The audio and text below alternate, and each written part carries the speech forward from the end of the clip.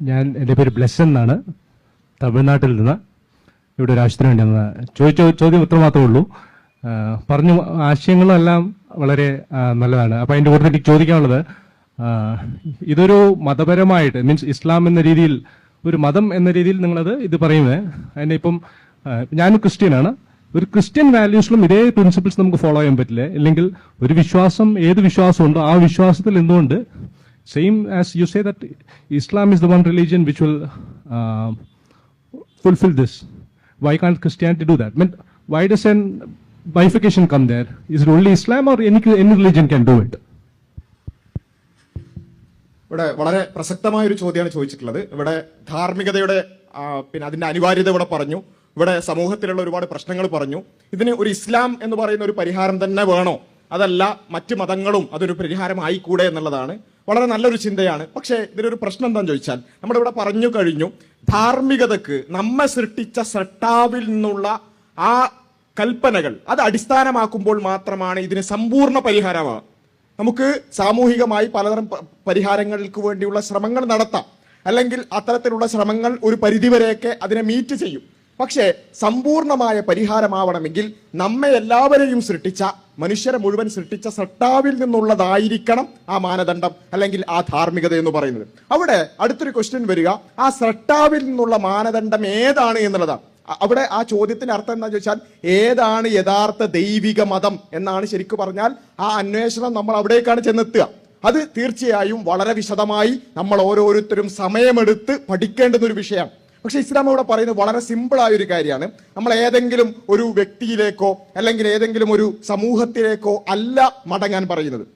ഇവിടെ ആവർത്തിച്ച് പറയുന്നു, ഇസ്ലാം അല്ലെങ്കിൽ മുസ്ലിം എന്നൊക്കെ പറയുമ്പോൾ മുഹമ്മദ് നബി പറഞ്ഞ, മുഹമ്മദ് നബിയെ ആരാധിക്കുന്ന ഒരു സൊസൈറ്റി അല്ലെങ്കിൽ അത്തരത്തിലുള്ള ഒരു ഗോത്രം, അവരുടെ ധാർമ്മികത, അവരുടെ ദൈവം ആണ് എന്ന് ഒരിക്കലും തെറ്റിദ്ധരിക്കരുത്. ഹിന്ദുവിനെയും മുസ്ലിമിനെയും ക്രിസ്ത്യാനിയെയും മതമുള്ളവനെയും ഇല്ലാത്തവനെയും സൃഷ്ടിച്ച, നമ്മെ എല്ലാവരെയും സൃഷ്ടിച്ച ഏകനായ ഒരു സൃഷ്ടാവുണ്ട്. നമ്മളെല്ലാവരും അംഗീകരിക്കുന്ന സർവേശ്വരൻ എന്നൊക്കെ നമ്മൾ വിശേഷിപ്പിക്കുന്ന, എല്ലാവരും ഒരുപോലെ അംഗീകരിക്കുന്ന ഏകനായ ഒരു സൃഷ്ടാവുണ്ട്. ആ സൃഷ്ടാവ് പ്രവാചകന്മാരിലൂടെ മാർഗനിർദ്ദേശങ്ങൾ അറിയിച്ചിട്ടുണ്ട്. ഒന്നാമത്തെ മനുഷ്യൻ മുതൽ, ആദം നബി അലൈഹിസ്സലാം മുതൽ ആ സൃഷ്ടാവ് മനുഷ്യൻ എങ്ങനെ ജീവിക്കണമെന്ന കൃത്യമായ മാർഗനിർദ്ദേശങ്ങൾ പറഞ്ഞയച്ചിട്ടുണ്ട്. ആ പ്രവാചകന്മാരുടെ ശൃംഖലയിൽ അബ്രഹാം പ്രവാചകനുണ്ട്, അഥവാ ഇബ്രാഹിം നബി അലൈഹിസ്സലാം, മോസസ് ഉണ്ട് അഥവാ മൂസാ നബി അലൈഹിസ്സലാം, ജീസസ് ഉണ്ട് അഥവാ ഈസാ നബി അലൈഹിസ്സലാം. ഇവരെല്ലാവരും ദൈവത്തിൽ നിന്നുള്ള പ്രവാചകന്മാരായി മനുഷ്യരെ ഈ പറഞ്ഞ നന്മകൾ എന്താണ്, ധാർമ്മികത എന്താണ്, എന്താണ് ശരി, എന്താണ് തെറ്റ് എന്ന് പഠിപ്പിക്കാനായി ഈ ജനങ്ങളിലേക്ക്, മനുഷ്യരിലേക്ക് ദൈവം പറഞ്ഞയച്ച പ്രവാചകന്മാരാണ്. ആ പ്രവാചക ശൃംഖലയുടെ അവസാനത്തെ കണ്ണിയാണ് മുഹമ്മദ് നബി അലൈഹിസ്സലാം, മുഹമ്മദ് നബി സല്ലല്ലാഹു അലൈഹിസ്സലാം എന്നുള്ളതാണ് മുസ്ലിങ്ങൾ വിശ്വസിക്കുന്നത്. മുഹമ്മദ് നബി ഒരു 6-ാം നൂറ്റാണ്ടിൽ അല്ലെങ്കിൽ 7-ാം നൂറ്റാണ്ടിൽ പുതുതായി ഒരു മതം രൂപീകരിക്കല്ല, അതല്ല ഇസ്ലാം. ജീസസ് എന്ത് ആദർശമാണോ പഠിപ്പിച്ചത്, മോസസ് എന്ത് ആദർശമാണോ പഠിപ്പിച്ചത്, അബ്രഹാം പ്രവാചകൻ എന്ത് ആദർശമാണോ പഠിപ്പിച്ചത്, അത് അതേപടി അംഗീകരിക്കുക, അതിനെയാണ് ഇസ്ലാം എന്ന് പറയാം. ഒരൊറ്റ കാര്യം കൂടി പറഞ്ഞാൽ അത് ബോധ്യപ്പെടും. ഇസ്ലാം എന്ന പദത്തിന്റെ അർത്ഥം നോക്കിയാൽ നമുക്ക് മനസ്സിലാകും, സമർപ്പണം, സബ്മിഷൻ എന്നാണ്. അതായത് നിങ്ങൾ ജീസസ് പഠിപ്പിച്ച ആ സന്ദേശത്തിന്, മുഹമ്മദ് നബി പഠിപ്പിച്ച ആ സന്ദേശത്തിന്, മോസസ് പഠിപ്പിച്ച ആ സന്ദേശത്തിന് കീഴൊതുങ്ങാൻ, അതിനനുസരിച്ച് ജീവിക്കാൻ തയ്യാറുണ്ടോ എങ്കിൽ ആ സബ്മിഷന് പറയുന്ന പേരാണ് ഇസ്ലാം. ആ സബ്മിറ്റ് ചെയ്ത ആളുകൾക്ക് പറയുന്ന പേരാണ് മുസ്ലിം. മുസ്ലിം എന്ന് പറഞ്ഞാൽ ദ വൺ ഹു സബ്മിറ്റഡ്, കീഴൊതുങ്ങിയവൻ. അപ്പോ ഇത്രയേ ഉള്ളൂ. അപ്പോ ഒരു മുസ്ലിം എന്ന് പറഞ്ഞ ഒരു ഗോത്രം അല്ലെങ്കിൽ ഒരു സമൂഹം, അവരോട് മാത്രമായി കുറെ ധാർമ്മികത, അങ്ങനെയല്ല. മാനവരാശിയോട് മുഴുവൻ ദൈവം തമ്പുരാൻ പറയുന്നു, നിങ്ങൾ എങ്ങനെ ജീവിക്കണം, എന്താണ് ശരി, എന്താണ് തെറ്റ് എന്നുള്ളത് പ്രവാചകന്മാരിലൂടെ ഞാൻ ഓരോ കാലഘട്ടത്തിലും പഠിപ്പിച്ചിട്ടുണ്ട്. ആ പ്രവാചക ശൃംഖലയിൽ മോസസ് ഉണ്ട്, ജീസസ് ഉണ്ട്, മുഹമ്മദ് നബി ഉണ്ട്.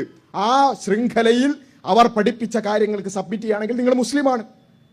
അതിന് വേറെ ഫോർമാലിറ്റികളില്ല. നിങ്ങൾ ഏകനായ ദൈവം തമ്പുരാനിൽ വിശ്വസിക്കുന്നു എന്ന് പ്രഖ്യാപിക്കുക, അവന്റെ പ്രവാചകന്മാരിൽ വിശ്വസിക്കുന്നു എന്ന് പ്രഖ്യാപിക്കുക. ആ സബ്മിഷൻ അവിടെ കഴിഞ്ഞു. എന്നാൽ ഇവിടെ സംഭവിക്കുന്ന ഒരു കാര്യം എന്താ ചോദിച്ചാൽ, ആ പ്രവാചകന്മാർ പഠിപ്പിച്ച ആദർശത്തിൽ നിന്നും കാലക്രമേണ ആളുകൾ വഴിതെറ്റിപ്പോകുന്നു. അവിടെയാണ് പ്രശ്നം. അപ്പം ക്രിസ്ത്യാനിറ്റിയെ പറ്റി നമ്മൾ പരിശോധിച്ച് നോക്കുമ്പോൾ ജീസസിനെ ഒരു മാതൃകാ പുരുഷനായി പറയുന്നതിനപ്പുറത്തേക്ക് ദൈവപുത്രനായിക്കൊണ്ടും ദൈവമായിക്കൊണ്ടും പോലും പറയുകയും ജീസസ് പഠിപ്പിച്ചിട്ടുള്ള ആ ന്യായപ്രമാണങ്ങൾ അത് എടുത്തു മാറ്റിയിട്ടുണ്ട്. ആ ന്യായപ്രമാണം എടുത്തു മാറ്റാനാണ് ജീസസ് വന്നിട്ടുള്ളത്. ആ നിയമങ്ങൾ ഇനി നിങ്ങൾ പാലിക്കേണ്ടതില്ല, നിങ്ങൾ യേശുവിന്റെ മരണത്തിൽ വിശ്വസിക്കുവിൻ, നിങ്ങൾക്ക് രക്ഷ നേടാം എന്ന് പറയുന്നതിലൂടെ ഈ പ്രമാണങ്ങളെല്ലാം, ന്യായപ്രമാണങ്ങളെല്ലാം, ഈ പറഞ്ഞ നിയമങ്ങളെല്ലാം മനുഷ്യരിൽ നിന്നും വിടുതൽ നൽകപ്പെട്ടിരിക്കുന്നു. നിങ്ങൾ അങ്ങനെയുള്ള ധാർമ്മികതയും അല്ലെങ്കിൽ അത്തരത്തിലുള്ള ന്യായപ്രമാണങ്ങൾ നോക്കിയിട്ടല്ല നിങ്ങൾ ജീവിക്കേണ്ടത്, മറിച്ച് കുരിശുമരണത്തിൽ വിശ്വസിച്ചാൽ മാത്രം മതി എന്ന് പറയുമ്പോൾ അവിടെ യഥാർത്ഥത്തിൽ ഈ പറഞ്ഞ നിയന്ത്രണം നഷ്ടപ്പെടുകയാണ്, ധാർമ്മികതയുടെ നിയന്ത്രണം നഷ്ടപ്പെടുക. അതുകൊണ്ടാണ് നമ്മൾ ക്രിസ്ത്യാനിറ്റി ഒരു പരിധിവരെയൊക്കെ ഇതിനെതിരെ റെസിസ്റ്റ് ചെയ്ത് നിൽക്കുന്നുണ്ടെങ്കിൽ കൂടി ക്രിസ്ത്യാനിറ്റി ഒരു വലിയ രൂപത്തിൽ ലിബറലൈസ് ചെയ്യപ്പെടാനുള്ള കാരണം ഇതാണ്. കാരണം അവർ വിശ്വസിക്കുന്നത് കുരിശുമരണത്തിൽ വിശ്വസിച്ചാൽ മതി, പിന്നെ ബാക്കി ഈ പറഞ്ഞ കാര്യങ്ങളോടൊക്കെ നമുക്ക് കുറച്ചൊക്കെ അഡ്ജസ്റ്റ് ചെയ്ത് പോകാം എന്ന് തീരുമാനിക്കുന്ന അവസ്ഥയിലേക്ക് ഏതുവരെ ചോദിച്ചാൽ പോപ്പ് പോലും സ്വർഗ അനുരാഗത്തെ എൻഡോസ് ചെയ്യുന്ന രൂപത്തിൽ, അതിനെ അംഗീകരിക്കുന്ന രൂപത്തിൽ സംസാരിക്കുന്നത് നമ്മൾ കണ്ടു. ക്രിസ്ത്യൻ രാജ്യങ്ങൾ വലിയ രൂപത്തിൽ ഇത്തരം ലിബറൽ മതരാഹിത്യ മൂല്യങ്ങളെ പുൽകുന്നത് നമ്മൾ കണ്ടു. എന്തുകൊണ്ടാണിത്? ആ നിയമങ്ങൾ, സട്ടാവിന്റെ നിയമങ്ങൾ അനുസരിച്ച് ജീവിക്കുക, അഥവാ അതിനെ സമർപ്പിച്ച് മുസ്ലിമായി ജീവിക്കുക എന്നതിൽ നിന്നും മാറി ഒരു കുരിശുമരണത്തിൽ വിശ്വസിച്ചാൽ നിങ്ങൾക്ക് ഈ നിയമങ്ങൾ ബാധകമല്ല എന്ന ചിന്തയിലേക്ക് എത്തിയത് കൊണ്ടാണ്. അപ്പൊ അതുകൊണ്ട് ഞാൻ പറയുന്നത് ക്രിസ്ത്യാനിറ്റി എന്നുള്ളതിനെ ആ ഒരു ആശയത്തെയോ മതത്തെയോ അടിച്ചാക്ഷേപിക്കാൻ വേണ്ടിയല്ല, മറിച്ച് നമ്മുടെ പഠനത്തിന് വേണ്ടി കൂടുതൽ ഒരു രണ്ട് മതങ്ങളെ കമ്പയർ ചെയ്യാന്ന് പറഞ്ഞാൽ ഞാൻ ഇവിടെ സംസാരിക്കുന്ന ഒരു 5 മിനിറ്റ് കൊണ്ടോ 10 മിനിറ്റ് കൊണ്ടോ തീരുന്നൊരു വിഷയമല്ല. നമുക്ക് വളരെ സമയമെടുത്തത് കൊണ്ട് തന്നെ എന്താണ് ജീസസ് ക്രൈസ്റ്റ് ഈ ലോകത്തോട് വിളിച്ചു പറഞ്ഞത്, എന്താണ് മോസസ് ഇവിടെ പറഞ്ഞത്, എന്താണ് അബ്രഹാം പിതാവ് നമ്മോട് പറഞ്ഞത്, എന്താണ് മുഹമ്മദ് നബി ഈ ലോകത്തോട് വിളിച്ചു പറഞ്ഞത് എന്ന ആശയങ്ങളെക്കുറിച്ച് കമ്പയർ ചെയ്യാൻ, പഠിക്കാൻ ഉള്ള ഒരു പ്രചോദനമായി ഈ ഒരു സംസാരവും ഈ ഒരു പ്രോഗ്രാമും മാറട്ടെ എന്ന് മാത്രം പ്രാർത്ഥിക്കുകയാണ്. കൂടുതൽ പഠിക്കാനും മനസ്സിലാക്കാനും ഒക്കെ നമ്മുടെ സംഘടനയുമായും ഒക്കെ ബന്ധപ്പെട്ടാൽ അതിനുള്ള വഴികൾ ഉണ്ടാകും എന്ന് മാത്രമാണ് ഇപ്പൊ ചുരുക്കി സൂചിപ്പിക്കുന്നത്.